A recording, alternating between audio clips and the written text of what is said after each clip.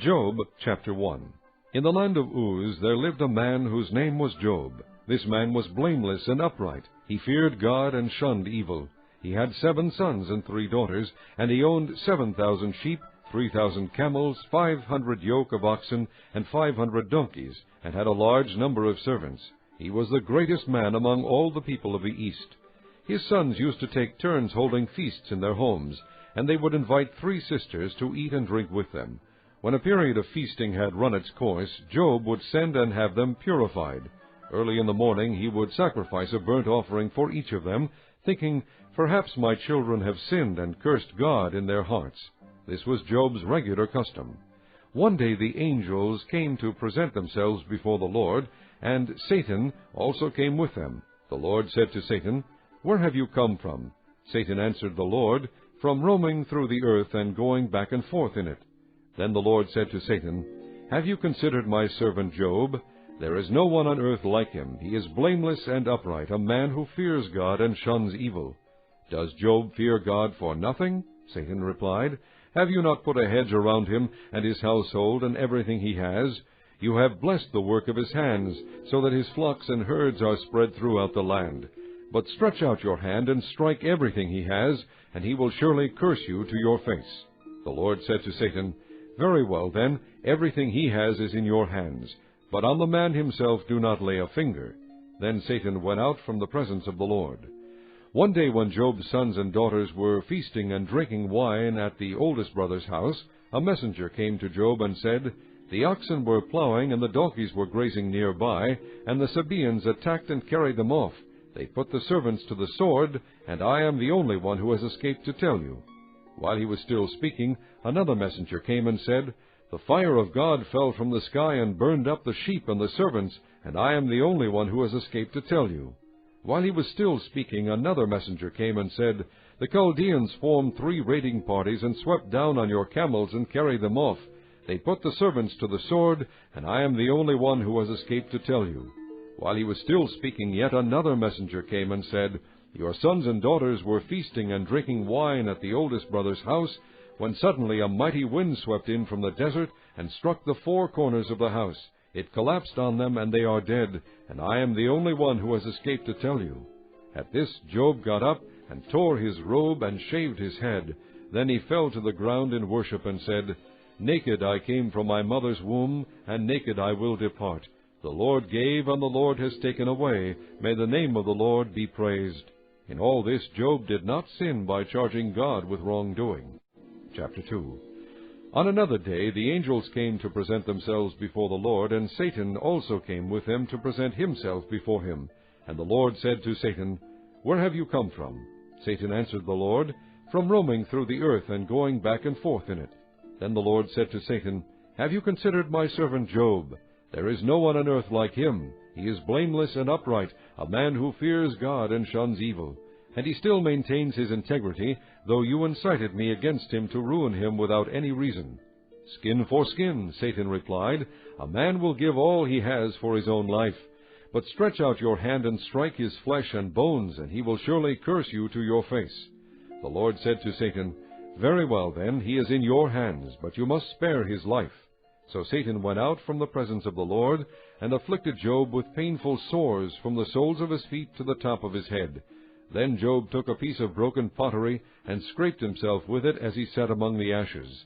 His wife said to him, "Are you still holding on to your integrity? Curse God and die." He replied, "You are talking like a foolish woman. Shall we accept good from God and not trouble?" In all this Job did not sin in what he said. When Job's 3 friends, Eliphaz the Temanite, Bildad the Shuhite, and Zophar the Naamathite, heard about all the troubles that had come upon him, they set out from their homes and met together by agreement to go and sympathize with him and comfort him. When they saw him from a distance, they could hardly recognize him. They began to weep aloud, and they tore their robes and sprinkled dust on their heads. Then they sat on the ground with him for 7 days and 7 nights. No one said a word to him, because they saw how great his suffering was. Chapter 3. After this Job opened his mouth and cursed the day of his birth. He said, "May the day of my birth perish, and the night it was said, 'A boy is born.' That day, may it turn to darkness, may God above not care about it, may no light shine upon it. May darkness and deep shadow claim it once more, may a cloud settle over it, may blackness overwhelm its light. That night may thick darkness seize it, may it not be included among the days of the year, nor be entered in any of the months. May that night be barren, may no shout of joy be heard in it, may those who curse days curse that day, those who are ready to rouse Leviathan. May its morning stars become dark, may it wait for daylight in vain, and not see the first rays of dawn, for it did not shut the doors of the womb on me to hide trouble from my eyes. Why did I not perish at birth, and die as I came from the womb? Why were there knees to receive me, and breasts that I might be nursed? For now I would be lying down in peace, I would be asleep and at rest with kings and counselors of the earth, who built for themselves places now lying in ruins, with rulers who had gold, who filled their houses with silver. Or why was I not hidden in the ground like a stillborn child, like an infant who never saw the light of day? There the wicked cease from turmoil, and there the weary are at rest. Captives also enjoy their ease, they no longer hear the slave-drivers shout. The small and the great are there, and the slave is freed from his master. Why is light given to those in misery, and life to the bitter of soul, to those who long for death that does not come, who search for it more than for hidden treasure, who are filled with gladness and rejoice when they reach the grave? Why is life given to a man whose way is hidden, whom God has hedged in? For sighing comes to me instead of food, my groans pour out like water. What I feared has come upon me, what I dreaded has happened to me. I have no peace, no quietness, I have no rest, but only turmoil. Chapter 4. Then Eliphaz the Temanite replied, If someone ventures a word with you, will you be impatient? But who can keep from speaking? Think how you have instructed many, how you have strengthened feeble hands. Your words have supported those who stumbled. You have strengthened faltering knees. But now trouble comes to you, and you are discouraged. It strikes you, and you are dismayed.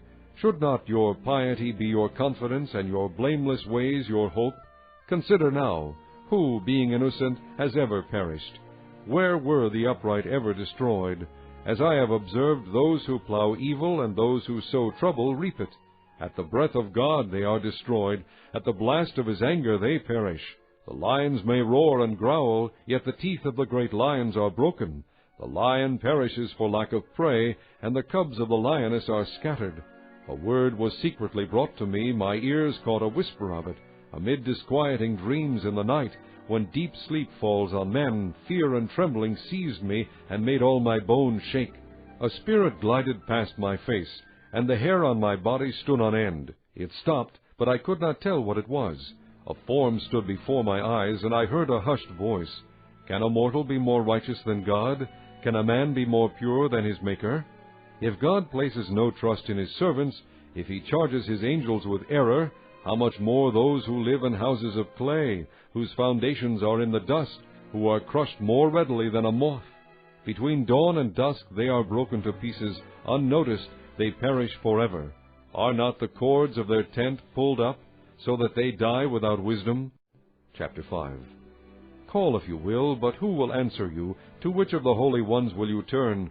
Resentment kills a fool, and envy slays the simple. I myself have seen a fool taking root, but suddenly his house was cursed. His children are far from safety, crushed in court without a defender. The hungry consume his harvest, taking it even from among thorns, and the thirsty pant after his wealth. For hardship does not spring from the soil, nor does trouble sprout from the ground. Yet man is born to trouble as surely as sparks fly upward. But if it were I would appeal to God. I would lay my cause before him. He performs wonders that cannot be fathomed, miracles that cannot be counted. He bestows rain on the earth. He sends water upon the countryside. The lowly he sets on high, and those who mourn are lifted to safety.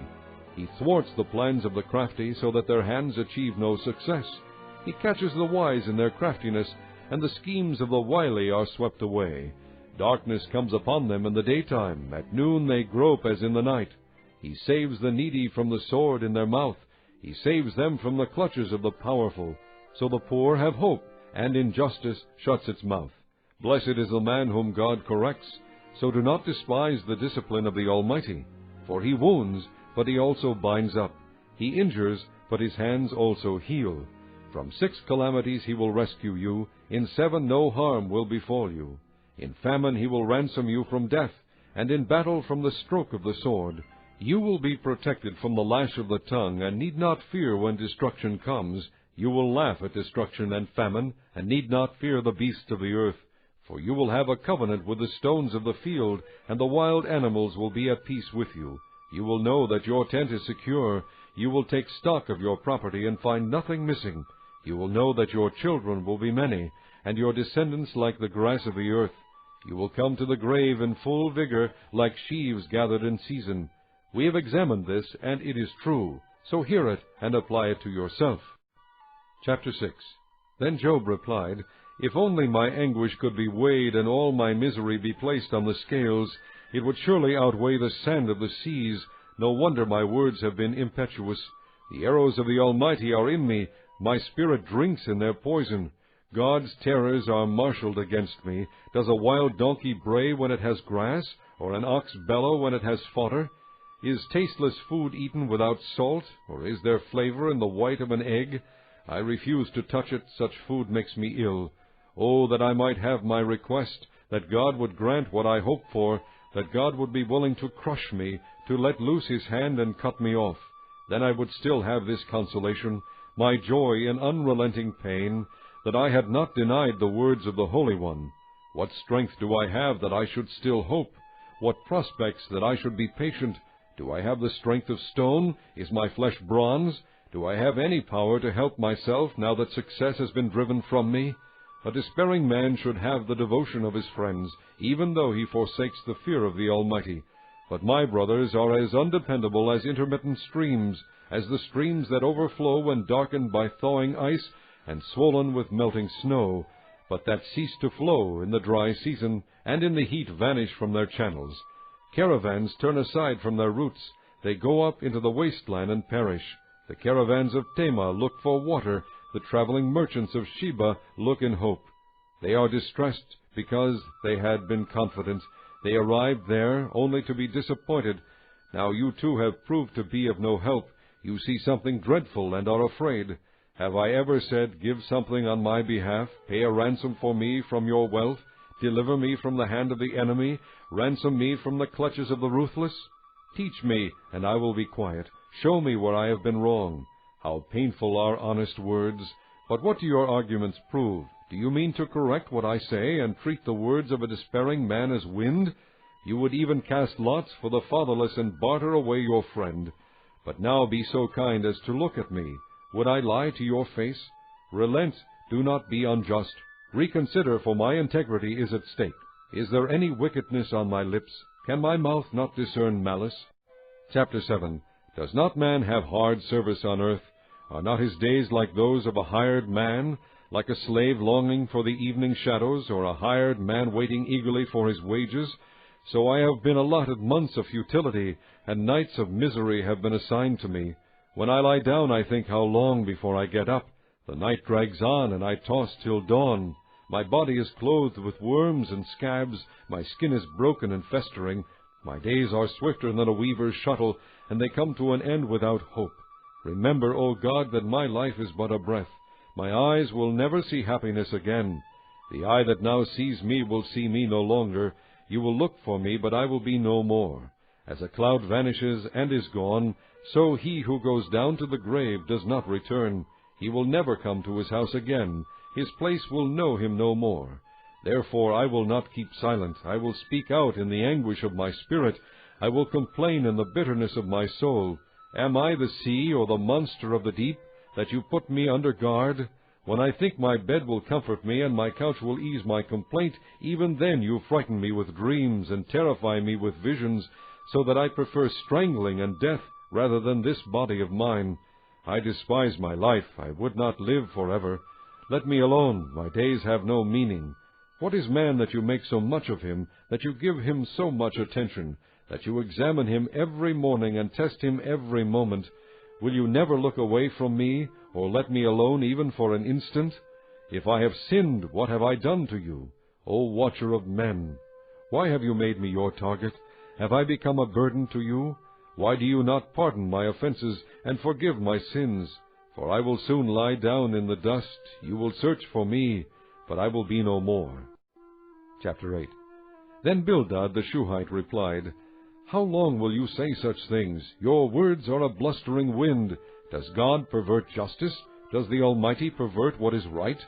When your children sinned against him, he gave them over to the penalty of their sin. But if you will look to God and plead with the Almighty, if you are pure and upright, even now he will rouse himself on your behalf and restore you to your rightful place.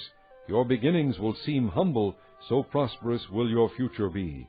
Ask the former generations and find out what their fathers learned, for we were born only yesterday and know nothing, and our days on earth are but a shadow. Will they not instruct you and tell you? Will they not bring forth words from their understanding? Can papyrus grow tall where there is no marsh? Can reeds thrive without water? While still growing and uncut, they wither more quickly than grass. Such is the destiny of all who forget God. So perishes the hope of the godless. What he trusts in is fragile. What he relies on is a spider's web. He leans on his web, but it gives way. He clings to it, but it does not hold. He is like a well-watered plant in the sunshine, spreading its shoots over the garden. It entwines its roots around a pile of rocks, and looks for a place among the stones. But when it is torn from its spot, that place disowns it, and says, I never saw you. Surely its life withers away, and from the soil other plants grow. Surely God does not reject a blameless man, or strengthen the hands of evildoers.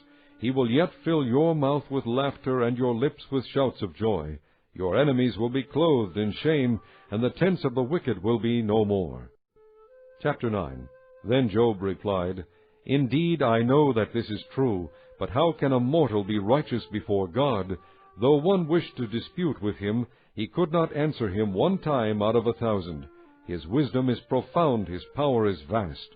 Who has resisted him and come out unscathed? He moves mountains without their knowing it, and overturns them in his anger. He shakes the earth from its place and makes its pillars tremble. He speaks to the sun, and it does not shine. He seals off the light of the stars. He alone stretches out the heavens and treads on the waves of the sea. He is the maker of the Bear and Orion, the Pleiades, and the constellations of the south. He performs wonders that cannot be fathomed, miracles that cannot be counted. When he passes me, I cannot see him. When he goes by, I cannot perceive him. If he snatches away, who can stop him? Who can say to him, What are you doing? God does not restrain his anger. Even the cohorts of Rahab cowered at his feet. How then can I dispute with him? How can I find words to argue with him? Though I were innocent, I could not answer him. I could only plead with my judge for mercy. Even if I summoned him and he responded, I do not believe he would give me a hearing. He would crush me with a storm and multiply my wounds for no reason. He would not let me regain my breath, but would overwhelm me with misery. If it is a matter of strength, he is mighty, and if it is a matter of justice, who will summon him? Even if I were innocent, my mouth would condemn me. If I were blameless, it would pronounce me guilty. Although I am blameless, I have no concern for myself. I despise my own life. It is all the same. That is why I say, he destroys both the blameless and the wicked. When a scourge brings sudden death, he mocks the despair of the innocent. When a land falls into the hands of the wicked, he blindfolds its judges. If it is not he, then who is it? My days are swifter than a runner. They fly away without a glimpse of joy. They skim past like boats of papyrus, like eagles swooping down on their prey. If I say, I will forget my complaint, I will change my expression and smile, I still dread all my sufferings, for I know you will not hold me innocent. Since I am already found guilty, why should I struggle in vain? Even if I washed myself with soap and my hands with washing soda, you would plunge me into a slime pit, so that even my clothes would detest me. He is not a man like me that I might answer him, that we might confront each other in court. If only there were someone to arbitrate between us, to lay his hand upon us both, someone to remove God's rod from me, so that his terror would frighten me no more. Then I would speak up without fear of him, but as it now stands with me, I cannot. Chapter 10. I loathe my very life. Therefore I will give free rein to my complaint and speak out in the bitterness of my soul. I will say to God, Do not condemn me, but tell me what charges you have against me. Does it please you to oppress me, to spurn the work of your hands, while you smile on the schemes of the wicked? Do you have eyes of flesh? Do you see as a mortal sees? Are your days like those of a mortal, or your years like those of a man, that you must search out my faults and probe after my sin, though you know that I am not guilty, and that no one can rescue me from your hand? Your hand shaped me and made me. Will you now turn and destroy me? Remember that you molded me like clay. Will you now turn me to dust again? Did you not pour me out like milk, and curdle me like cheese, clothe me with skin and flesh, and knit me together with bones and sinews? You gave me life, and showed me kindness, and in your providence watched over my spirit. But this is what you concealed in your heart, and I know that this was in your mind.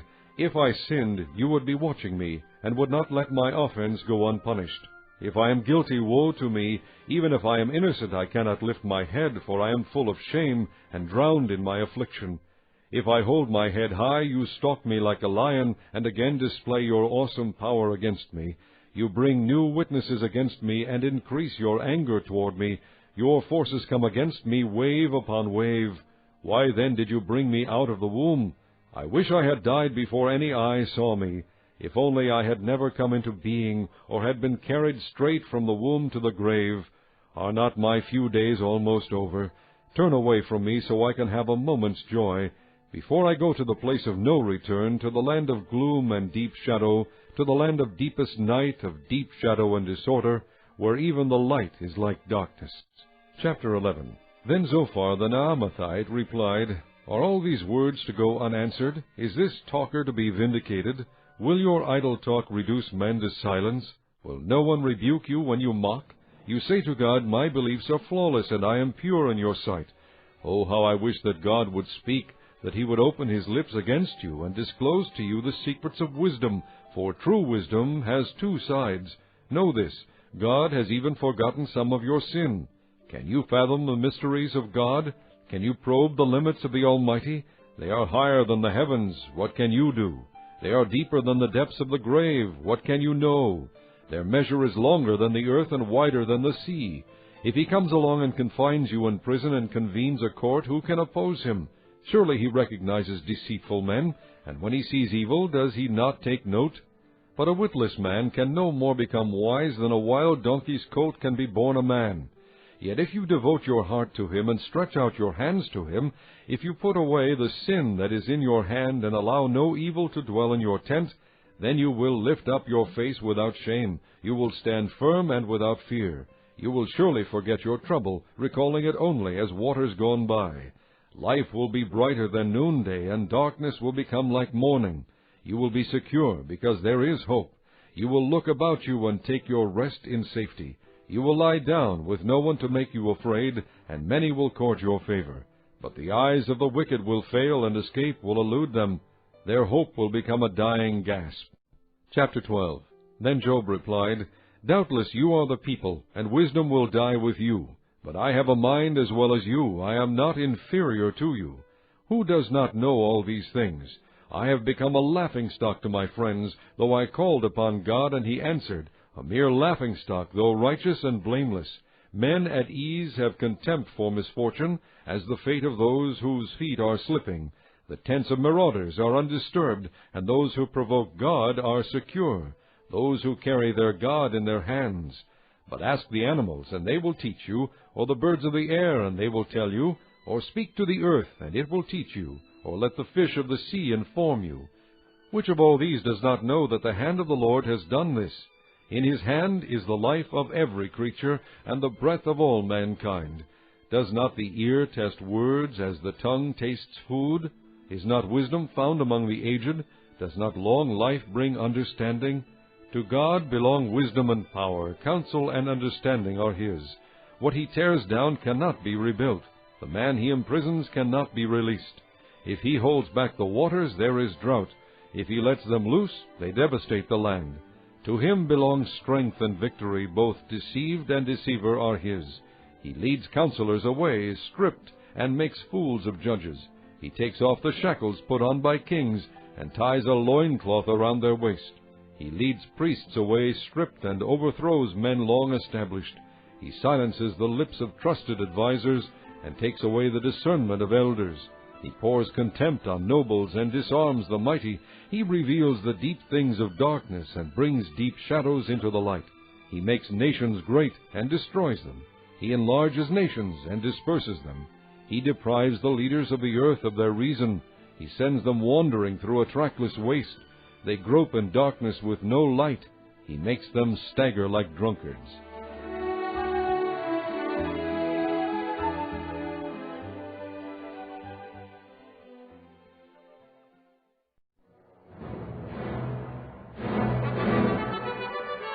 Chapter 13. My eyes have seen all this, my ears have heard and understood it. What you know, I also know. I am not inferior to you, but I desire to speak to the Almighty and to argue my case with God. You, however, smear me with lies. You are worthless physicians, all of you. If only you would be altogether silent. For you that would be wisdom. Hear now my argument. Listen to the plea of my lips. Will you speak wickedly on God's behalf? Will you speak deceitfully for Him? Will you show Him partiality? Will you argue the case for God? Would it turn out well if He examined you? Could you deceive Him as you might deceive men? He would surely rebuke you if you secretly showed partiality. Would not His splendor terrify you? Would not the dread of Him fall on you? Your maxims are proverbs of ashes. Your defenses are defenses of clay. Keep silent and let me speak. Then let come to me what may. Why do I put myself in jeopardy and take my life in my hands? Though He slay me, yet will I hope in Him. I will surely defend my ways to His face. Indeed, this will turn out for my deliverance. For no godless man would dare come before Him. Listen carefully to my words. Let your ears take in what I say. Now that I have prepared my case, I know I will be vindicated. Can anyone bring charges against me? If so, I will be silent and die. Only grant me these two things, O God, and then I will not hide from you. Withdraw your hand far from me, and stop frightening me with your terrors. Then summon me, and I will answer, or let me speak, and you reply. How many wrongs and sins have I committed? Show me my offense and my sin. Why do you hide your face and consider me your enemy? Will you torment a wind-blown leaf? Will you chase after dry chaff? For you write down bitter things against me, and make me inherit the sins of my youth. You fasten my feet in shackles. You keep close watch on all my paths by putting marks on the soles of my feet. So man wastes away like something rotten, like a garment eaten by moths. Chapter 14. Man born of woman is of few days, and full of trouble. He springs up like a flower and withers away. Like a fleeting shadow he does not endure. Do you fix your eye on such a one? Will you bring him before you for judgment? Who can bring what is pure from the impure? No one. Man's days are determined. You have decreed the number of his months, and have set limits he cannot exceed. So look away from him, and let him alone, till he has put in his time like a hired man. At least there is hope for a tree. If it is cut down, it will sprout again, and its new shoots will not fail. Its roots may grow old in the ground, and its stump die in the soil, yet at the scent of water it will bud and put forth shoots like a plant. But man dies and is laid low. He breathes his last and is no more. As water disappears from the sea, or a riverbed becomes parched and dry, so man lies down and does not rise. Till the heavens are no more, men will not awake or be roused from their sleep. If only you would hide me in the grave and conceal me till your anger has passed. If only you would set me a time and then remember me. If a man dies, will he live again? All the days of my hard service I will wait for my renewal to come. You will call and I will answer you. You will long for the creature your hands have made. Surely then you will count my steps, but not keep track of my sin. My offenses will be sealed up in a bag. You will cover over my sin. But as a mountain erodes and crumbles, and as a rock is moved from its place, as water wears away stones, and torrents wash away the soil, so you destroy man's hope. You overpower him once for all, and he is gone. You change his countenance and send him away. If his sons are honored, he does not know it. If they are brought low, he does not see it. He feels but the pain of his own body, and mourns only for himself. Chapter 15. Then Eliphaz the Temanite replied, Would a wise man answer with empty notions, or fill his belly with the hot east wind? Would he argue with useless words, with speeches that have no value? But you even undermine piety and hinder devotion to God. Your sin prompts your mouth. You adopt the tongue of the crafty. Your own mouth condemns you, not mine. Your own lips testify against you. Are you the first man ever born? Were you brought forth before the hills? Do you listen in on God's counsel? Do you limit wisdom to yourself? What do you know that we do not know? What insights do you have that we do not have? The gray-haired and the aged are on our side, men even older than your father. Are God's consolations not enough for you, words spoken gently to you? Why has your heart carried you away, and why do your eyes flash, so that you vent your rage against God, and pour out such words from your mouth? What is man, that he could be pure, or one born of woman, that he could be righteous? If God places no trust in his holy ones, if even the heavens are not pure in his eyes, how much less man, who is vile and corrupt, who drinks up evil like water? Listen to me, and I will explain to you. Let me tell you what I have seen, what wise men have declared, hiding nothing received from their fathers, to whom alone the land was given when no alien passed among them. All his days the wicked man suffers torment, the ruthless, through all the years stored up for him. Terrifying sounds fill his ears. When all seems well, marauders attack him. He despairs of escaping the darkness. He is marked for the sword. He wanders about, food for vultures. He knows the day of darkness is at hand. Distress and anguish fill him with terror. They overwhelm him like a king poised to attack, because he shakes his fist at God and vaunts himself against the Almighty, defiantly charging against him with a thick, strong shield. Though his face is covered with fat and his waist bulges with flesh, he will inhabit ruined towns and houses where no one lives, houses crumbling to rubble. He will no longer be rich, and his wealth will not endure, nor will his possessions spread over the land. He will not escape the darkness. A flame will wither his shoots, and the breath of God's mouth will carry him away. Let him not deceive himself by trusting what is worthless, for he will get nothing in return. Before his time he will be paid in full, and his branches will not flourish. He will be like a vine stripped of its unripe grapes, like an olive tree shedding its blossoms. For the company of the godless will be barren, and fire will consume the tents of those who love bribes. They conceive trouble and give birth to evil. Their womb fashions deceit. Chapter 16. Then Job replied, I have heard many things like these. Miserable comforters are you all. Will your long-winded speeches never end? What ails you that you keep on arguing? I also could speak like you if you were in my place. I could make fine speeches against you and shake my head at you. But my mouth would encourage you. Comfort from my lips would bring you relief. Yet if I speak, my pain is not relieved, and if I refrain, it does not go away. Surely, O God, you have worn me out. You have devastated my entire household. You have bound me, and it has become a witness. My gauntness rises up and testifies against me. God assails me and tears me in his anger and gnashes his teeth at me. My opponent fastens on me his piercing eyes. Men open their mouths to jeer at me. They strike my cheek in scorn and unite together against me. God has turned me over to evil men and thrown me into the clutches of the wicked. All was well with me, but he shattered me. He seized me by the neck and crushed me. He has made me his target. His archers surround me. Without pity, he pierces my kidneys and spills my gall on the ground. Again and again he bursts upon me. He rushes at me like a warrior. I have sewed sackcloth over my skin and buried my brow in the dust. My face is red with weeping. Deep shadows ring my eyes. Yet my hands have been free of violence, and my prayer is pure. O earth, do not cover my blood. May my cry never be laid to rest. Even now my witness is in heaven. My advocate is on high. My intercessor is my friend, as my eyes pour out tears to God. On behalf of a man he pleads with God, as a man pleads for his friend. Only a few years will pass before I go on the journey of no return. Chapter 17. My spirit is broken. My days are cut short. The grave awaits me. Surely mockers surround me. My eyes must dwell on their hostility. Give me, O God, the pledge you demand. Who else will put up security for me? You have closed their minds to understanding, therefore you will not let them triumph. If a man denounces his friends for reward, the eyes of his children will fail. God has made me a byword to everyone, a man in whose face people spit. My eyes have grown dim with grief, my whole frame is but a shadow. Upright men are appalled at this, the innocent are aroused against the ungodly. Nevertheless, the righteous will hold to their ways, and those with clean hands will grow stronger. But come on, all of you, try again.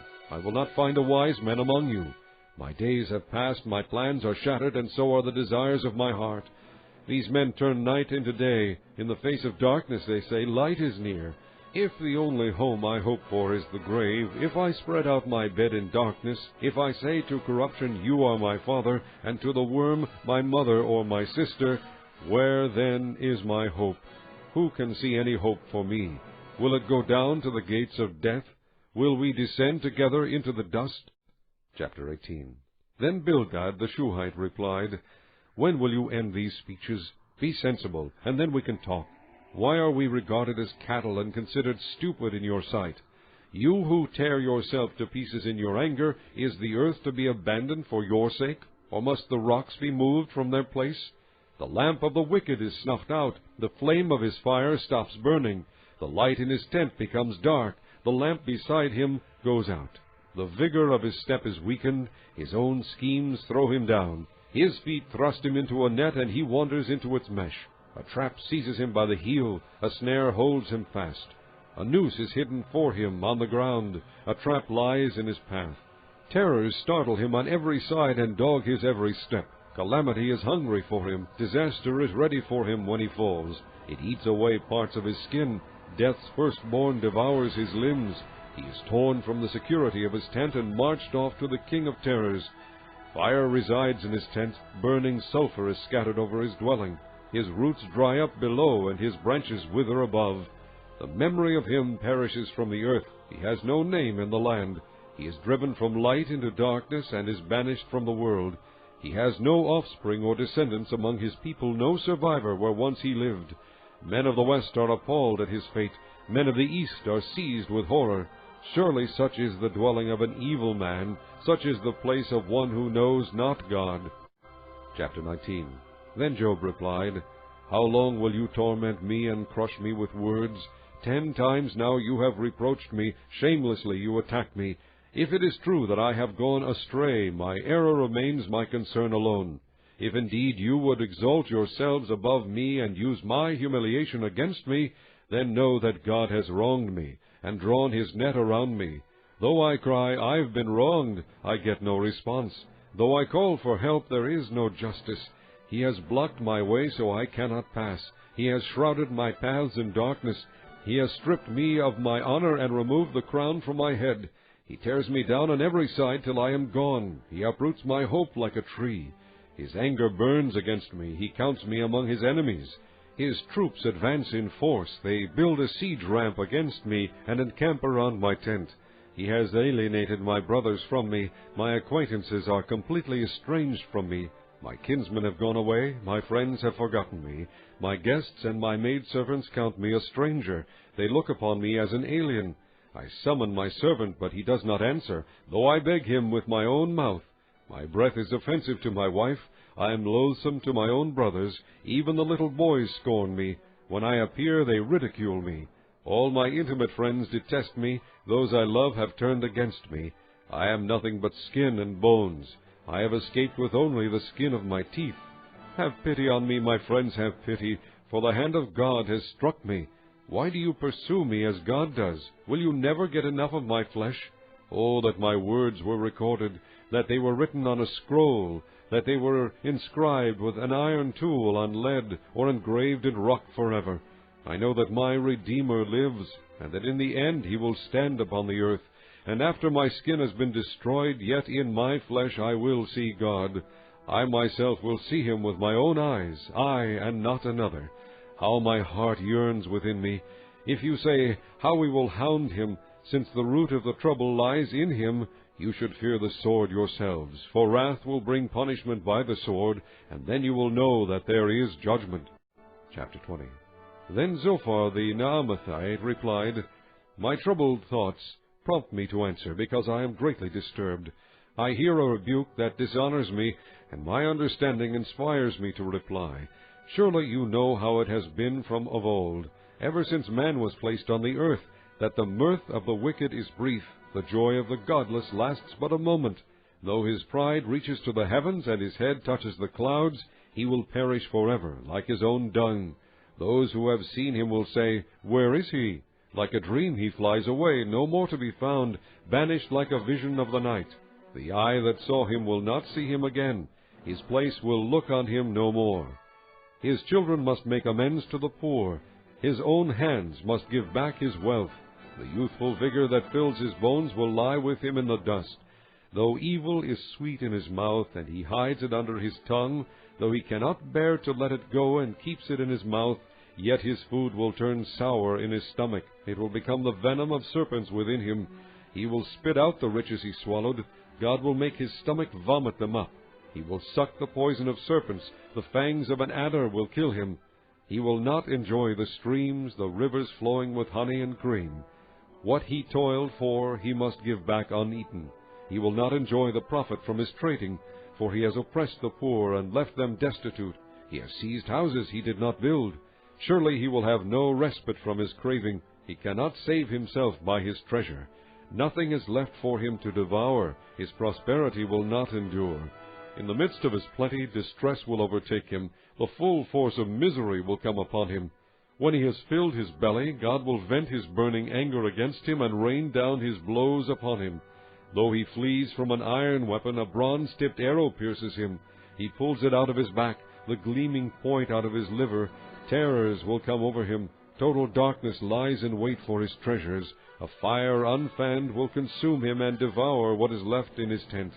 The heavens will expose his guilt. The earth will rise up against him. A flood will carry off his house, rushing waters on the day of God's wrath. Such is the fate God allots the wicked, the heritage appointed for them by God. Chapter 21. Then Job replied, Listen carefully to my words. Let this be the consolation you give me. Bear with me while I speak, and after I have spoken, mock on.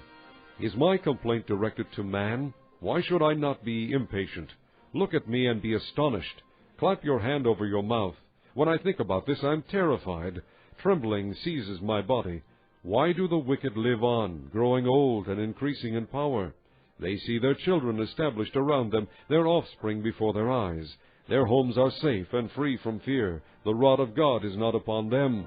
Their bulls never fail to breed. Their cows calve and do not miscarry. They send forth their children as a flock. Their little ones dance about. They sing to the music of tambourine and harp. They make merry to the sound of the flute. They spend their years in prosperity and go down to the grave in peace. Yet they say to God, Leave us alone. We have no desire to know your ways. Who is the Almighty that we should serve him? What would we gain by praying to him? But their prosperity is not in their own hands. So I stand aloof from the counsel of the wicked. Yet how often is the lamp of the wicked snuffed out? How often does calamity come upon them, the fate God allots in his anger? How often are they like straw before the wind, like chaff swept away by a gale? It is said, God stores up a man's punishment for his sons. Let him repay the man himself, so that he will know it. Let his own eyes see his destruction. Let him drink of the wrath of the Almighty. For what does he care about the family he leaves behind when his allotted months come to an end? Can anyone teach knowledge to God, since he judges even the highest? One man dies in full vigor, completely secure and at ease, his body well nourished, his bones rich with marrow. Another man dies in bitterness of soul, never having enjoyed anything good. Side by side they lie in the dust, and worms cover them both. I know full well what you are thinking, the schemes by which you would wrong me. You say, Where now is the great man's house, the tents where wicked men lived? Have you never questioned those who travel? Have you paid no regard to their accounts, that the evil man is spared from the day of calamity, that he is delivered from the day of wrath? Who denounces his conduct to his face? Who repays him for what he has done? He is carried to the grave, and watch is kept over his tomb. The soil in the valley is sweet to him. All men follow after him, and a countless throng goes before him. So how can you console me with your nonsense? Nothing is left of your answers but falsehood. Chapter 22. Then Eliphaz the Temanite replied, Can a man be of benefit to God? Can even a wise man benefit him? What pleasure would it give the Almighty if you were righteous? What would he gain if your ways were blameless? Is it for your piety that he rebukes you and brings charges against you? Is not your wickedness great? Are not your sins endless? You demanded security from your brothers for no reason. You stripped men of their clothing, leaving them naked. You gave no water to the weary, and you withheld food from the hungry, though you were a powerful man owning land, an honored man living on it. And you sent widows away empty-handed, and broke the strength of the fatherless. That is why snares are all around you. Why sudden perils terrify you, why it is so dark you cannot see, and why a flood of water covers you. Is not God in the heights of heaven? And see how lofty are the highest stars. Yet you say, what does God know? Does he judge through such darkness? Thick clouds veil him, so he does not see us as he goes about in the vaulted heavens. Will you keep to the old path that evil men have trod? They were carried off before their time, their foundations washed away by a flood. They said to God, leave us alone. What can the Almighty do to us? Yet it was he who filled their houses with good things, so I stand aloof from the counsel of the wicked. The righteous see their ruin and rejoice. The innocent mock them, saying, surely our foes are destroyed, and fire devours their wealth. Submit to God, and be at peace with him. In this way prosperity will come to you. Accept instruction from his mouth, and lay up his words in your heart. If you return to the Almighty, you will be restored. If you remove wickedness far from your tent, and assign your nuggets to the dust, your gold of Ophir to the rocks in the ravines, then the Almighty will be your gold, the choicest silver for you. Surely then you will find delight in the Almighty, and will lift up your face to God. You will pray to him, and he will hear you, and you will fulfill your vows. What you decide on will be done, and light will shine on your ways. When men are brought low, and you say, lift them up, then he will save the downcast. He will deliver even one who is not innocent, who will be delivered through the cleanness of your hands. Chapter 23. Then Job replied, even today my complaint is bitter. His hand is heavy in spite of my groaning. If only I knew where to find him, if only I could go to his dwelling. I would state my case before him and fill my mouth with arguments. I would find out what he would answer me, and consider what he would say. Would he oppose me with great power? No, he would not press charges against me. There an upright man could present his case before him, and I would be delivered forever from my judge. But if I go to the east, he is not there. If I go to the west, I do not find him. When he is at work in the north, I do not see him. When he turns to the south, I catch no glimpse of him. But he knows the way that I take. When he has tested me, I will come forth as gold. My feet have closely followed his steps. I have kept to his way without turning aside. I have not departed from the commands of his lips. I have treasured the words of his mouth more than my daily bread. But he stands alone, and who can oppose him? He does whatever he pleases. He carries out his decree against me, and many such plans he still has in store. That is why I am terrified before him. When I think of all this, I fear him. God has made my heart faint. The Almighty has terrified me. Yet I am not silenced by the darkness, by the thick darkness that covers my face. Chapter 24. Why does the Almighty not set times for judgment? Why must those who know him look in vain for such days? Men move boundary stones, they pasture flocks they have stolen, they drive away the orphan's donkey and take the widow's ox in pledge. They thrust the needy from the path and force all the poor of the land into hiding.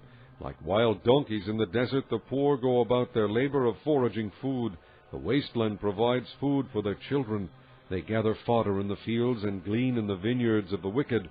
Lacking clothes, they spend the night naked. They have nothing to cover themselves in the cold.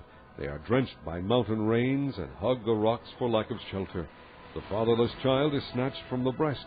The infant of the poor is seized for a debt. Lacking clothes, they go about naked. They carry the sheaves, but still go hungry. They crush olives among the terraces. They tread the winepresses, yet suffer thirst.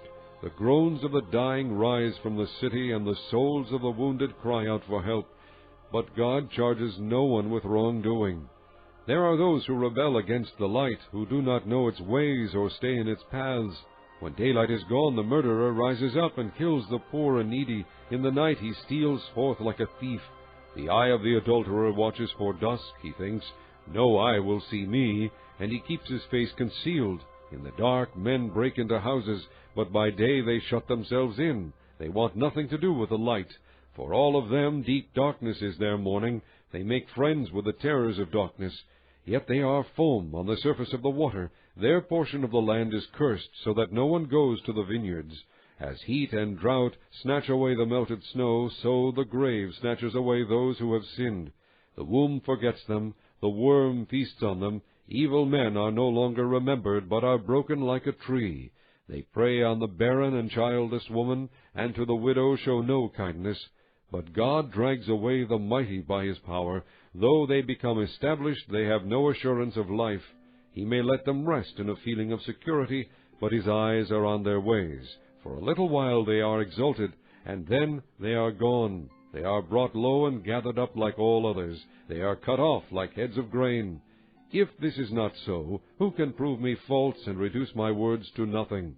Chapter 25. Then Bildad the Shuhite replied, Dominion and awe belong to God. He establishes order in the heights of heaven. Can his forces be numbered? Upon whom does his light not rise? How then can a man be righteous before God? How can one born of woman be pure? If even the moon is not bright, and the stars are not pure in his eyes, how much less man, who is but a maggot, a son of man, who is only a worm? Chapter 26. Then Job replied, How you have helped the powerless! How you have saved the arm that is feeble! What advice you have offered to one without wisdom, and what great insight you have displayed! Who has helped you utter these words, and whose spirit spoke from your mouth? The dead are in deep anguish, those beneath the waters and all that live in them. Death is naked before God, destruction lies uncovered. He spreads out the northern skies over empty space, he suspends the earth over nothing. He wraps up the waters in his clouds, yet the clouds do not burst under their weight. He covers the face of the full moon, spreading his clouds over it. He marks out the horizon on the face of the waters for a boundary between light and darkness. The pillars of the heavens quake aghast at his rebuke. By his power he churned up the sea. By his wisdom he cut Rahab to pieces. By his breath the skies became fair, his hand piercing the gliding serpent. And these are but the outer fringe of his works. How faint the whisper we hear of him! Who then can understand the thunder of his power? Chapter 27. And Job continued his discourse. As surely as God lives, who has denied me justice, the Almighty, who has made me taste bitterness of soul, as long as I have life within me, the breath of God in my nostrils, my lips will not speak wickedness, and my tongue will utter no deceit. I will never admit you are in the right. Till I die, I will not deny my integrity. I will maintain my righteousness and never let go of it. My conscience will not reproach me as long as I live. May my enemies be like the wicked, my adversaries like the unjust. For what hope has the godless when he is cut off, when God takes away his life? Does God listen to his cry when distress comes upon him? Will he find delight in the Almighty? Will he call upon God at all times? I will teach you about the power of God. The ways of the Almighty I will not conceal. You have all seen this yourselves. Why then this meaningless talk? Here is the fate God allots to the wicked, the heritage a ruthless man receives from the Almighty. However many his children, their fate is the sword. His offspring will never have enough to eat. The plague will bury those who survive him, and their widows will not weep for them. Though he heaps up silver like dust and clothes like piles of clay, what he lays up the righteous will wear, and the innocent will divide his silver. The house he builds is like a moth's cocoon, like a hut made by a watchman. He lies down wealthy, but will do so no more. When he opens his eyes, all is gone. Terrors overtake him like a flood. A tempest snatches him away in the night. The east wind carries him off, and he is gone. It sweeps him out of his place. It hurls itself against him without mercy, as he flees headlong from its power. It claps its hands in derision and hisses him out of his place. Chapter 28. There is a mine for silver, and a place where gold is refined. Iron is taken from the earth, and copper is smelted from ore.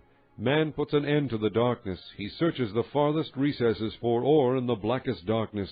Far from where people dwell he cuts a shaft, in places forgotten by the foot of man.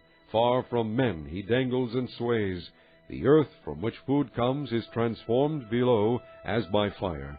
Sapphires come from its rocks, and its dust contains nuggets of gold. No bird of prey knows that hidden path. no falcon's eye has seen it. Proud beasts do not set foot on it, and no lion prowls there. Man's hand assaults the flinty rock, and lays bare the roots of the mountains. He tunnels through the rock, his eyes see all its treasures. He searches the sources of the rivers, and brings hidden things to light. But where can wisdom be found? Where does understanding dwell? Man does not comprehend its worth. It cannot be found in the land of the living. The deep says, "It is not in me." The sea says, "It is not with me." It cannot be bought with the finest gold, nor can its price be weighed in silver. It cannot be bought with the gold of Ophir, with precious onyx or sapphires. Neither gold nor crystal can compare with it, nor can it be had for jewels of gold. Coral and jasper are not worthy of mention. The price of wisdom is beyond rubies. The topaz of Cush cannot compare with it. It cannot be bought with pure gold. Where then does wisdom come from? Where does understanding dwell? It is hidden from the eyes of every living thing, concealed even from the birds of the air. Destruction and death say, "Only a rumor of it has reached our ears." God understands the way to it, and He alone knows where it dwells. For He views the ends of the earth and sees everything under the heavens. When He established the force of the wind and measured out the waters, when He made a decree for the rain and a path for the thunderstorm, then He looked at wisdom and appraised it. He confirmed it and tested it. And He said to man, "The fear of the Lord, that is wisdom, and to shun evil is understanding." Chapter 29. Job continued his discourse. How I longed for the months gone by, for the days when God watched over me, when His lamp shone upon my head, and by His light I walked through darkness. Oh, for the days when I was in my prime, when God's intimate friendship blessed my house, when the Almighty was still with me, and my children were around me, when my path was drenched with cream, and the rock poured out for me streams of olive oil. When I went to the gate of the city and took my seat in the public square, the young men saw me and stepped aside, and the old men rose to their feet. The chief men refrained from speaking and covered their mouths with their hands. The voices of the nobles were hushed, and their tongues stuck to the roof of their mouths. Whoever heard me spoke well of me, and those who saw me commended me. Because I rescued the poor who cried for help, and the fatherless who had none to assist him. The man who was dying blessed me. I made the widow's heart sing. I put on righteousness as my clothing, justice my robe and my turban. I was eyes to the blind and feet to the lame. I was a father to the needy. I took up the case of the stranger. I broke the fangs of the wicked and snatched the victims from their teeth. I thought, I will die in my own house, my days as numerous as the grains of sand. My roots will reach to the water, and the dew will lie all night on my branches. My glory will remain fresh in me, the bow ever new in my hand. Men listened to me expectantly, waiting in silence for my counsel. After I had spoken, they spoke no more. My words fell gently on their ears. They waited for me as for showers, and drank in my words as the spring rain. When I smiled at them, they scarcely believed it. The light of my face was precious to them. I chose the way for them, and sat as their chief. I dwelt as a king among his troops. I was like one who comforts mourners. Chapter 30. But now they mock me, men younger than I, whose fathers I would have disdained to put with my sheepdogs. Of what use was the strength of their hands to me, since their vigor had gone from them? Haggard from want and hunger, they roamed the parched land in desolate wastelands at night. In the brush they gathered salt herbs, and their food was the root of the broom tree. They were banished from their fellow men, shouted at as if they were thieves. They were forced to live in the dry stream beds, among the rocks and in holes in the ground. They brayed among the bushes and huddled in the undergrowth. A base and nameless brood, they were driven out of the land. And now their sons mock me in song. I have become a byword among them. They detest me and keep their distance. They do not hesitate to spit in my face. Now that God has unstrung my bow and afflicted me, they throw off restraint in my presence. On my right the tribe attacks. They lay snares for my feet. They build their siege ramps against me. They break up my road. They succeed in destroying me without anyone's helping them. They advance as through a gaping breach. Amid the ruins they come rolling in. Terrors overwhelm me. My dignity is driven away as by the wind. My safety vanishes like a cloud. And now my life ebbs away. Days of suffering grip me. Night pierces my bones. My gnawing pains never rest. In his great power God becomes like clothing to me. He binds me like the neck of my garment. He throws me into the mud, and I am reduced to dust and ashes. I cry out to you, O God, but you do not answer. I stand up, but you merely look at me. You turn on me ruthlessly. With the might of your hand you attack me. You snatch me up and drive me before the wind. You toss me about in the storm. I know you will bring me down to death, to the place appointed for all the living. Surely no one lays a hand on a broken man when he cries for help in his distress. Have I not wept for those in trouble? Has not my soul grieved for the poor? Yet when I hoped for good, evil came. When I looked for light, then came darkness. The churning inside me never stops. Days of suffering confront me. I go about blackened, but not by the sun. I stand up in the assembly and cry for help. I have become a brother of jackals, a companion of owls. My skin grows black and peels. My body burns with fever. My harp is tuned to mourning, and my flute to the sound of wailing. Chapter 31. I made a covenant with my eyes, not to look lustfully at a girl. For what is man's lot from God above, his heritage from the Almighty on high? Is it not ruin for the wicked, disaster for those who do wrong? Does he not see my ways and count my every step? If I have walked in falsehood, or my foot has hurried after deceit, let God weigh me in honest scales, and he will know that I am blameless. If my steps have turned from the path, if my heart has been led by my eyes, or if my hands have been defiled, then may others eat what I have sown, and may my crops be uprooted. If my heart has been enticed by a woman, or if I have lurked at my neighbor's door, then may my wife grind another man's grain, and may other men sleep with her. For that would have been shameful, a sin to be judged. It is a fire that burns to destruction. It would have uprooted my harvest.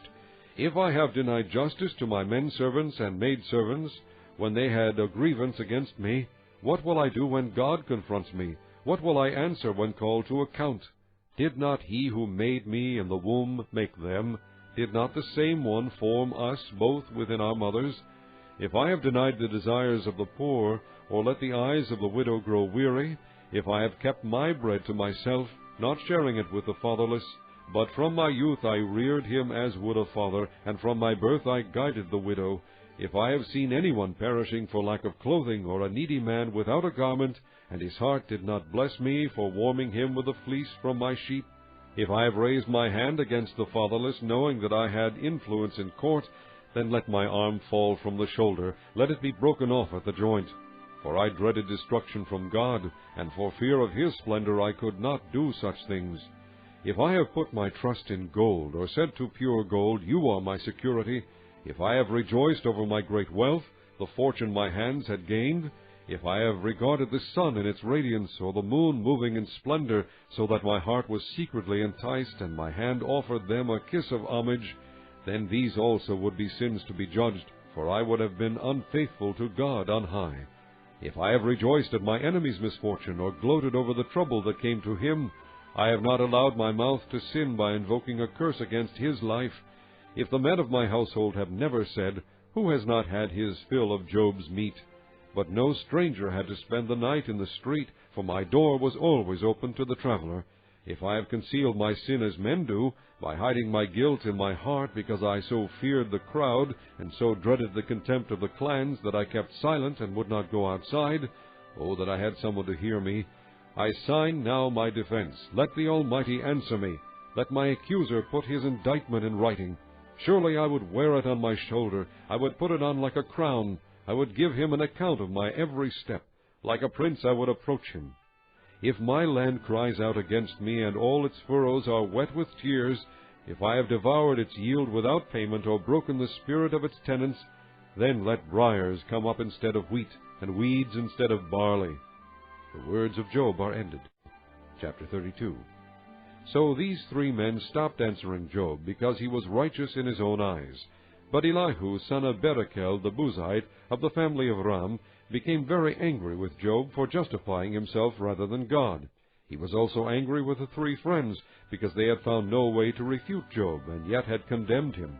Now Elihu had waited before speaking to Job, because they were older than he. But when he saw that the three men had nothing more to say, his anger was aroused. So Elihu, son of Barachel the Buzite, said, I am young in years, and you are old. That is why I was fearful, not daring to tell you what I know. I thought age should speak, advanced years should teach wisdom. But it is the Spirit in a man, the breath of the Almighty, that gives him understanding. It is not only the old who are wise, not only the aged who understand what is right. Therefore I say, listen to me. I too will tell you what I know. I waited while you spoke. I listened to your reasoning. While you were searching for words, I gave you my full attention. But not one of you has proved Job wrong. None of you has answered his arguments. Do not say, we have found wisdom. Let God refute him, not man. But Job has not marshaled his words against me, and I will not answer him with your arguments. They are dismayed and have no more to say. Words have failed them. Must I wait now that they are silent, now that they stand there with no reply? I too will have my say. I too will tell what I know, for I am full of words, and the Spirit within me compels me. Inside I am like bottled-up wine, like new wineskins ready to burst. I must speak and find relief. I must open my lips and reply. I will show partiality to no one, nor will I flatter any man. For if I were skilled in flattery, my Maker would soon take me away. Chapter 33. But now, Job, listen to my words. Pay attention to everything I say. I am about to open my mouth. My words are on the tip of my tongue. My words come from an upright heart. My lips sincerely speak what I know. The Spirit of God has made me. The breath of the Almighty gives me life. Answer me then, if you can. Prepare yourself and confront me. I am just like you before God. I too have been taken from clay. No fear of me should alarm you, nor should my hand be heavy upon you. But you have said in my hearing, I heard the very words, I am pure and without sin. I am clean and free of guilt. Yet God has found fault with me. He considers me his enemy. He fastens my feet in shackles. He keeps close watch on all my paths. But I tell you, in this you are not right, for God is greater than man. Why do you complain to him that he answers none of man's words? For God does speak, now one way, now another, though man may not perceive it. In a dream, in a vision of the night, when deep sleep falls on men as they slumber in their beds, he may speak in their ears, and terrify them with warnings, to turn man from wrongdoing, and keep him from pride, to preserve his soul from the pit, his life from perishing by the sword. Or a man may be chastened on a bed of pain, with constant distress in his bones, so that his very being finds food repulsive, and his soul loathes the choicest meal. His flesh wastes away to nothing, and his bones, once hidden, now stick out. His soul draws near to the pit, and his life to the messengers of death. Yet if there is an angel on his side as a mediator, 1 out of 1,000, to tell a man what is right for him, to be gracious to him and say, spare him from going down to the pit, I have found a ransom for him, then his flesh is renewed like a child's. It is restored as in the days of his youth. He prays to God and finds favor with him. He sees God's face and shouts for joy. He is restored by God to his righteous state. Then he comes to men and says, I sinned and perverted what was right, but I did not get what I deserved. He redeemed my soul from going down to the pit, and I will live to enjoy the light. God does all these things to a man, twice, even 3 times, to turn back his soul from the pit, that the light of life may shine on him. Pay attention, Job, and listen to me. Be silent, and I will speak. If you have anything to say, answer me. Speak up, for I want you to be cleared. But if not, then listen to me. Be silent, and I will teach you wisdom. Chapter 34. Then Elihu said, Hear my words, you wise men. Listen to me, you men of learning. For the ear tests words as the tongue tastes food. Let us discern for ourselves what is right. Let us learn together what is good. Job says, I am innocent, but God denies me justice. Although I am right, I am considered a liar. Although I am guiltless, his arrow inflicts an incurable wound. What man is like Job, who drinks scorn like water? He keeps company with evildoers. He associates with wicked men. For he says, It profits a man nothing when he tries to please God.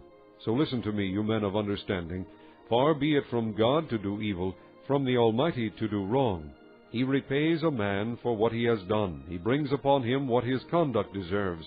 It is unthinkable that God would do wrong, that the Almighty would pervert justice. Who appointed him over the earth? Who put him in charge of the whole world?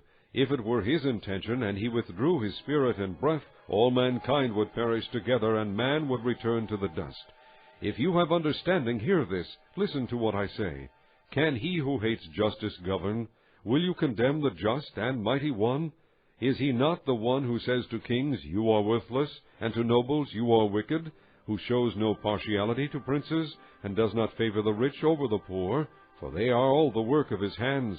They die in an instant, in the middle of the night. The people are shaken, and they pass away. The mighty are removed without human hand. His eyes are on the ways of men. He sees their every step.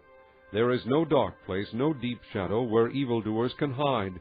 God has no need to examine men further, that they should come before him for judgment. Without inquiry he shatters the mighty, and sets up others in their place.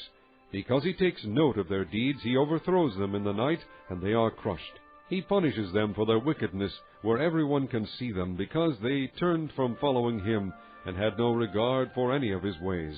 They caused the cry of the poor to come before him, so that he heard the cry of the needy. But if he remains silent, who can condemn him? If he hides his face, who can see him? Yet he is over man and nation alike, to keep a godless man from ruling, from laying snares for the people. Suppose a man says to God, I am guilty, but will offend no more. Teach me what I cannot see. If I have done wrong, I will not do so again. Should God then reward you on your terms, when you refuse to repent? You must decide, not I. So tell me what you know. Men of understanding declare. Wise men who hear me say to me, Job speaks without knowledge. His words lack insight. Oh, that Job might be tested to the utmost for answering like a wicked man. To his sin he adds rebellion. Scornfully he claps his hands among us, and multiplies his words against God. Chapter 35. Then Elihu said, Do you think this is just? You say, I will be cleared by God. Yet you ask him, What profit is it to me? And what do I gain by not sinning? I would like to reply to you and to your friends with you. Look up at the heavens and see. Gaze at the clouds so high above you. If you sin, how does that affect him? If your sins are many, what does that do to him? If you are righteous, what do you give to him? Or what does he receive from your hand? Your wickedness affects only a man like yourself, and your righteousness only the sons of men. Men cry out under a load of oppression.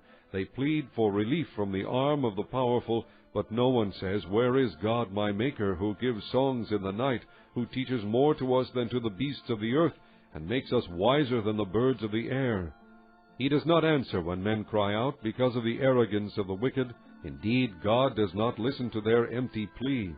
The Almighty pays no attention to it. How much less, then, will he listen when you say that you do not see him, that your case is before him, and you must wait for him, and further, that his anger never punishes, and he does not take the least notice of wickedness.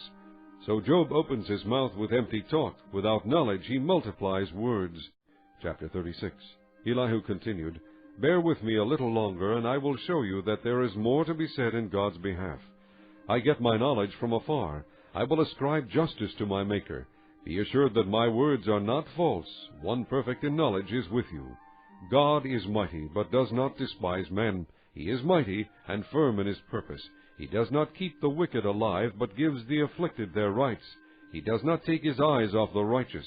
He enthrones them with kings and exalts them forever. But if men are bound in chains, held fast by cords of affliction, he tells them what they have done, that they have sinned arrogantly. He makes them listen to correction and commands them to repent of their evil. If they obey and serve him, they will spend the rest of their days in prosperity, and their years in contentment. But if they do not listen, they will perish by the sword and die without knowledge. The godless in heart harbor resentment. Even when he fetters them, they do not cry for help. They die in their youth, among male prostitutes of the shrines. But those who suffer he delivers in their suffering. He speaks to them in their affliction.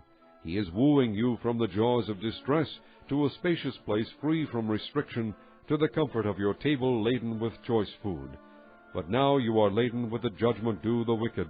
Judgment and justice have taken hold of you. Be careful that no one entices you by riches. Do not let a large bribe turn you aside. Would your wealth, or even all your mighty efforts, sustain you so you would not be in distress? Do not long for the night, to drag people away from their homes. Beware of turning to evil, which you seem to prefer to affliction. God is exalted in his power. Who is a teacher like him? Who has prescribed his ways for him, or said to him, You have done wrong? Remember to extol his work, which men have praised in song. All mankind has seen it, men gaze on it from afar. How great is God, beyond our understanding! The number of his years is past finding out. He draws up the drops of water, which distill as rain to the streams. The clouds pour down their moisture, and abundant showers fall on mankind. Who can understand how he spreads out the clouds, how he thunders from his pavilion? See how he scatters his lightning about him, bathing the depths of the sea. This is the way he governs the nations, and provides food in abundance. He fills his hands with lightning, and commands it to strike its mark. His thunder announces the coming storm. Even the cattle make known its approach. Chapter 37. At this my heart pounds and leaps from its place. Listen, listen to the roar of his voice, to the rumbling that comes from his mouth. He unleashes his lightning beneath the whole heaven, and sends it to the ends of the earth. After that comes the sound of his roar. He thunders with his majestic voice. When his voice resounds, he holds nothing back. God's voice thunders in marvelous ways. He does great things beyond our understanding. He says to the snow, Fall on the earth, and to the rain shower, Be a mighty downpour, so that all men he has made may know his work. He stops every man from his labor. The animals take cover, they remain in their dens. The tempest comes out from its chamber, the cold from the driving winds. The breath of God produces ice, and the broad waters become frozen. He loads the clouds with moisture, he scatters his lightning through them. At his direction they swirl around over the face of the whole earth to do whatever he commands them. He brings the clouds to punish men, or to water his earth and show his love. Listen to this, Job. Stop and consider God's wonders. Do you know how God controls the clouds and makes his lightning flash? Do you know how the clouds hang poised, those wonders of him who is perfect in knowledge? You who swelter in your clothes when the land lies hushed under the south wind, can you join him in spreading out the skies, hard as a mirror of cast bronze? Tell us what we should say to him. We cannot draw up our case because of our darkness. Should he be told that I want to speak? Would any man ask to be swallowed up?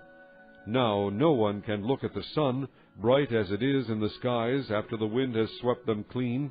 Out of the north he comes in golden splendor. God comes in awesome majesty. The Almighty is beyond our reach and exalted in power.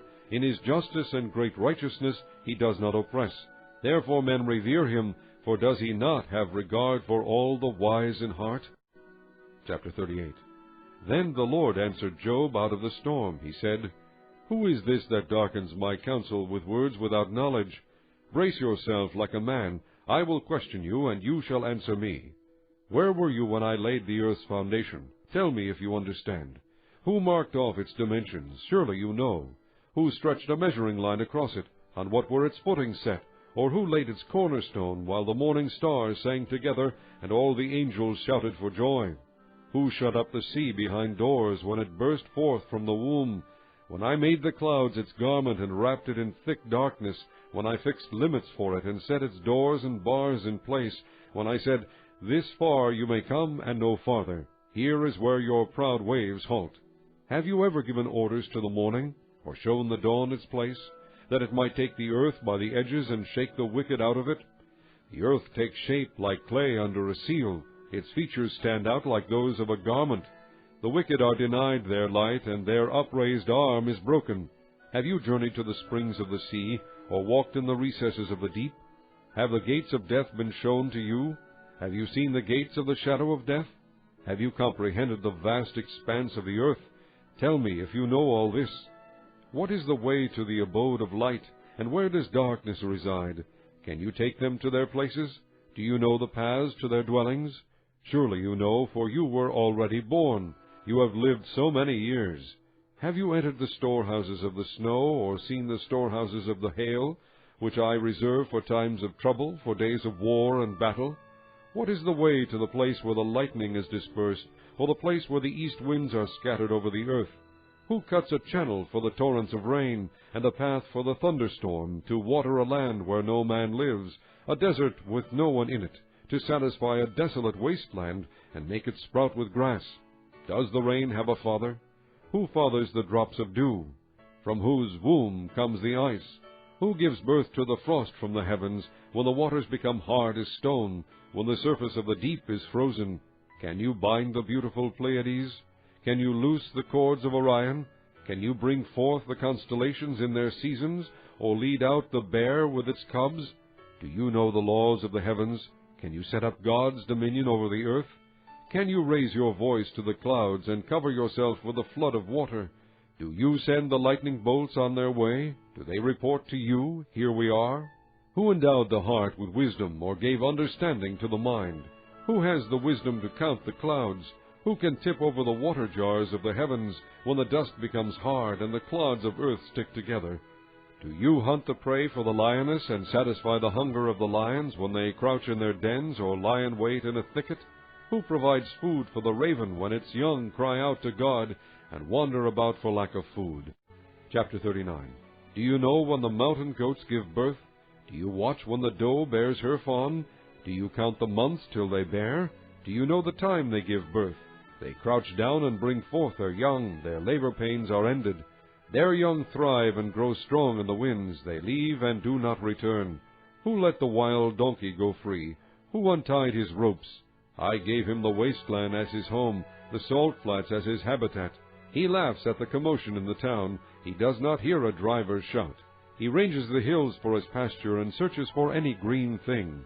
Will the wild ox consent to serve you? Will he stay by your manger at night? Can you hold him to the furrow with a harness? Will he till the valleys behind you? Will you rely on him for his great strength? Will you leave your heavy work to him? Can you trust him to bring in your grain and gather it to your threshing floor? The wings of the ostrich flap joyfully, but they cannot compare with the pinions and feathers of the stork. She lays her eggs on the ground, and lets them warm in the sand, unmindful that a foot may crash them, that some wild animal may trample them. She treats her young harshly, as if they were not hers. She cares not that her labor was in vain. For God did not endow her with wisdom, or give her a share of good sense. Yet when she spreads her feathers to run, she laughs at horse and rider. Do you give the horse his strength, or clothe his neck with a flowing mane? Do you make him leap like a locust, striking terror with his proud snorting? He paws fiercely, rejoicing in his strength, and charges into the fray. He laughs at fear, afraid of nothing. He does not shy away from the sword. The quiver rattles against his side, along with the flashing spear and lance. In frenzied excitement he eats up the ground. He cannot stand still when the trumpet sounds. At the blast of the trumpet he snorts, "Aha!" He catches the scent of battle from afar, the shout of commanders and the battle cry. Does the hawk take flight by your wisdom, and spread his wings toward the south? Does the eagle soar at your command, and build his nest on high? He dwells on a cliff and stays there at night. A rocky crag is his stronghold. From there he seeks out his food. His eyes detect it from afar. His young ones feast on blood, and where the slain are, there is he. Chapter 40. The Lord said to Job, Will the one who contends with the Almighty correct him? Let him who accuses God answer him. Then Job answered the Lord, I am unworthy. How can I reply to you? I put my hand over my mouth. I spoke once, but I have no answer. Twice, but I will say no more. Then the Lord spoke to Job out of the storm. Brace yourself like a man. I will question you, and you shall answer me. Would you discredit my justice? Would you condemn me to justify yourself? Do you have an arm like God's, and can your voice thunder like his? Then adorn yourself with glory and splendor, and clothe yourself in honor and majesty. Unleash the fury of your wrath. Look at every proud man and bring him low. Look at every proud man and humble him. Crush the wicked where they stand. Bury them all in the dust together. Shroud their faces in the grave. Then I myself will admit to you that your own right hand can save you. Look at the behemoth, which I made along with you, and which feeds on grass like an ox. What strength he has in his loins, what power in the muscles of his belly. His tail sways like a cedar, the sinews of his thighs are close knit, his bones are tubes of bronze, his limbs like rods of iron. He ranks first among the works of God, yet his Maker can approach him with his sword. The hills bring him their produce, and all the wild animals play nearby. Under the lotus plant he lies, hidden among the reeds in the marsh. The lotuses conceal him in their shadow. The poplars by the stream surround him. When the river rages, he is not alarmed. He is secure, though the Jordan should surge against his mouth. Can anyone capture him by the eyes, or trap him and pierce his nose? Chapter 41.